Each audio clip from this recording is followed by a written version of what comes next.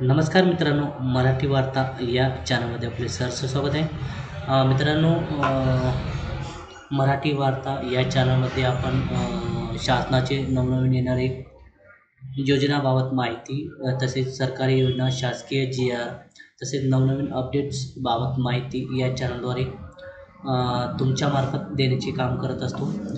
त्यासाठी मित्रांनो, मराठी वार्ता या चॅनलला तुम्ही सबस्क्राईब करून ठेवा, जेणेकरून माझे जे येणारे नवनवीन व्हिडिओज आहेत ते तुम्हाला सर्वात आधी मिळतील.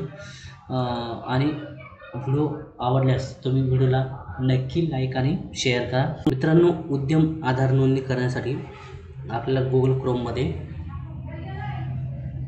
उद्यम रजिस्ट्रेशन असे सर्च केले असता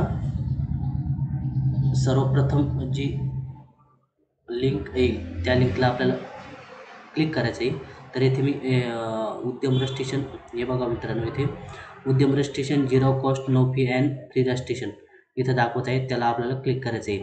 उद्यम रजिस्ट्रेशन.gov.in ही वेबसाईट आहे, तर इथे क्लिक करायचं आहे. नोंदणी ही कशा पद्धतीने करायची, तर उद्यम नोंदणी ही एक जी लहान मोठी उद्योजक आहेत त्यांच्यासाठी एक केंद्र शासनाकडून मिळणारे डिजिटल प्रमाणपत्र आहे. सुरुवातीला तुम्हाला इथे आधार नंबर टाकायचा आहे आणि इथे आधारवर तुमचं जशास तसं नाव इथे टाकायचं आहे.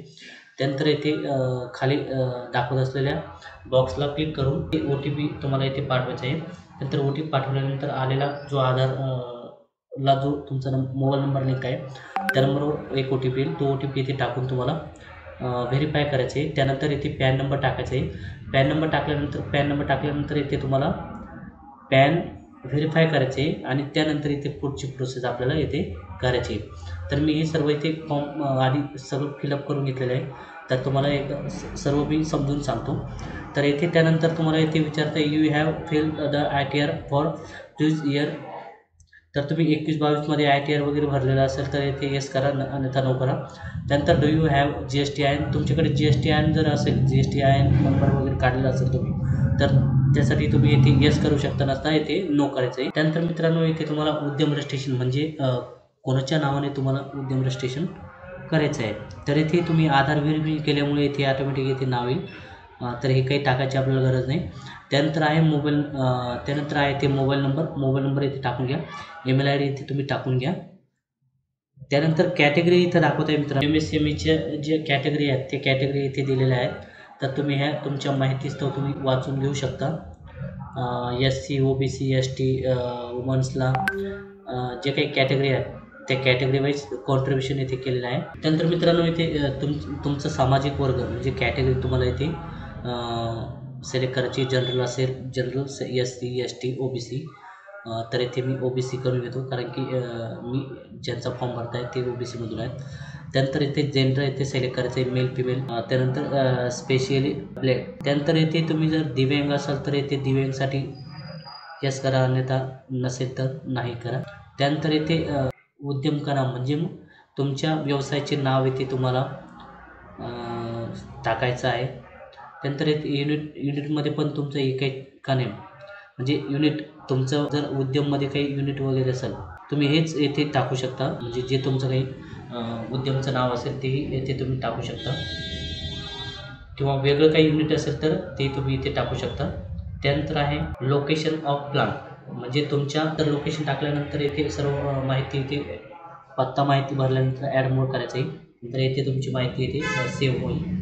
त्यानंतर इथे खाली ऑफिस ॲड्रेस, कार्यालयाचा पत्ता तुम्हाला इथे टाकायचा आहे.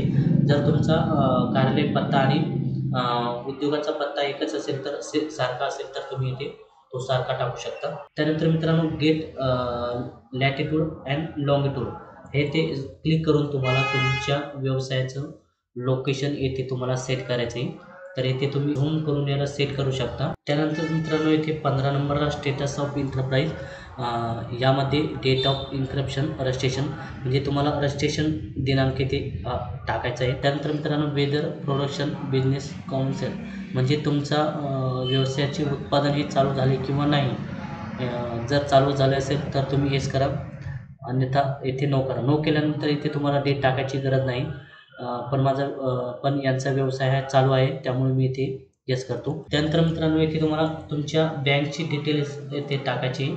बँक डिटेल्स येथे टाकून IFSC कोड आणि इथे अकाउंट नंबर येथे टाकायचा आहे. त्यानंतर तुम्हाला एकाएकी प्रमुख गतिविधी जर तुम्ही मॅन्युफॅक्चरिंग करत असाल मॅन्युफॅक्चरिंग घ्या आणि जर अदर सर्व्हिसेस असेल सर्व्हिस देत असेल तर इथे सर्व्हिसेसमध्ये. त्यानंतर आहे मेजर ॲक्टिव्हिटी अंडर सर्व्हिसेस.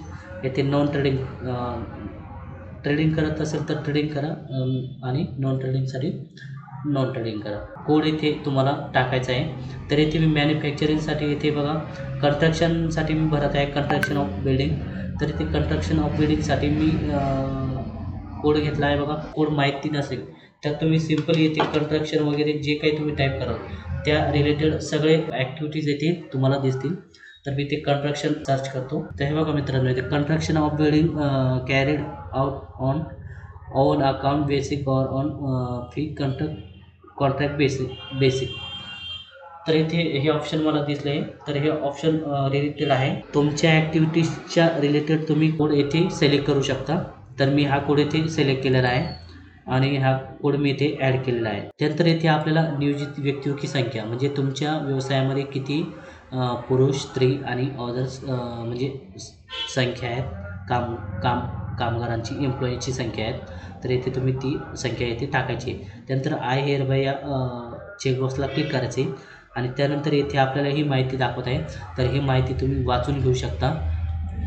तुम्हाला ही माहिती समजत नसेल तर तुम्ही सिम्पली ही माहिती कॉपी करा आणि गुगल ट्रान्सलेटमध्ये जाऊन इंग्लिशचं मराठी ट्रान्सलेट करून घ्या आणि ते वाचून घेऊ शकता. नंतर मित्रांनो आहे investment of in plant and machinery cure equipment म्हणजे तुमच्या प्लांटमध्ये इन्व्हेस्टमेंट किती झाली आहे आणि मशिनरीची इक्विपमेंट म्हणजे मशिनरीची किंमत वगैरे दिली आहे. त्यानुसार तुम्हाला येथे खाली ही रक्कम टाकायची आहे. तुमचं लिखित मूल्य काय आहे. तर मित्रांनो येथे 21-22च्या जे तुमच्या प्लॅनचं लिखित मूल्य येथे तुम्हाला टाकायचं आहे ते 31 मार्च 31-22 रोजीच्या आधीचं इथे टाकायचं. त्यानंतर मित्रांनो इथे तुम्हाला 31-22 दरम्यान प्रदूषण नियंत्रण असेल किंवा संशोधन आणि विकास किंवा औद्योगिक सुरक्षा वगैरे उपकरणाची किंमत येथे तुम्हाला टाकायची आहे.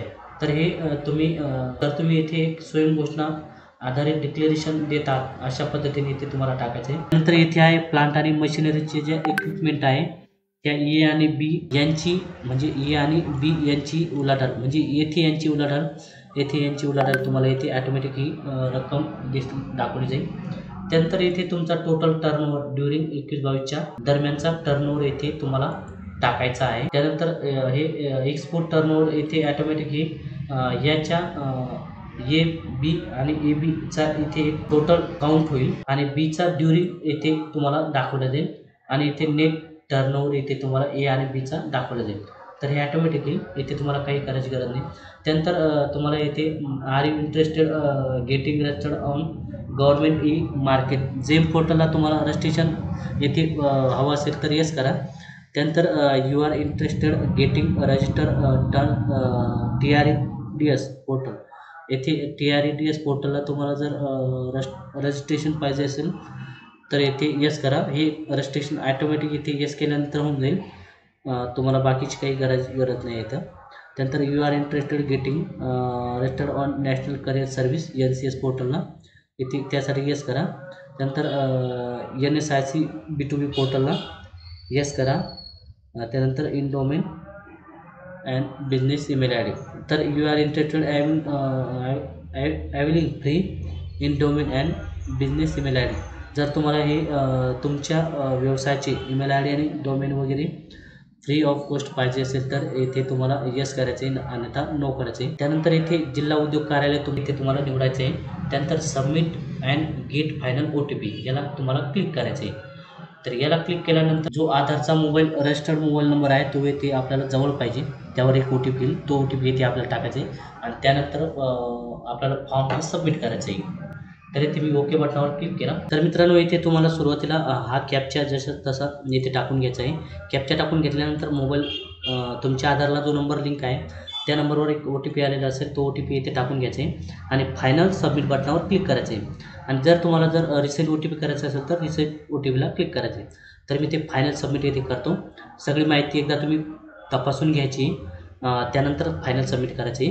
त्यानंतर फायनल सबमिटला येथे विचारत आहे की आपल्याला आर यू शुअर, म्हणजे तुम्हाला ही माहिती बरोबर आहे का, तुम्ही डाटा बरोबर आहे का एकदा बघून घ्यायचं आहे. त्यानंतर जिथे ओके करायचे. तर मी इथे डाटा बघून घेतलेला आहे आणि इथे ओके बटनावर क्लिक करतो.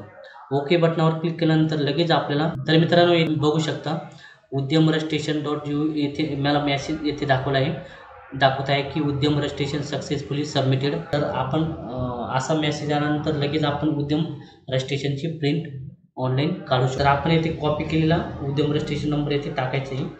त्यानंतर मोबाईल नंबर टाकायचा आहे येथे आपल्याला. तर आपण जो आधारला मोबाईल नंबर लिंक आहे तो मोबाईल नंबर इथे आपल्याला टाकायचा आहे. तर मित्रांनो OTP टाकल्यानंतर इथे आपल्याला आपल्या उद्यमबाबत जी आपण माहिती भरलेली आहे ती सर्व माहिती इथे दाखवली. तर इथे प्रिंट सर्टिफिकेटवर क्लिक करून तुम्ही हे सर्टिफिकेट प्रिंट करू शकता. आणि तुम्हाला जर काही माहिती बदल करायची असेल तर तुम्ही एडिट डिटेल्सवर क्लिक करून माहिती चेंज करून घेऊ शकता.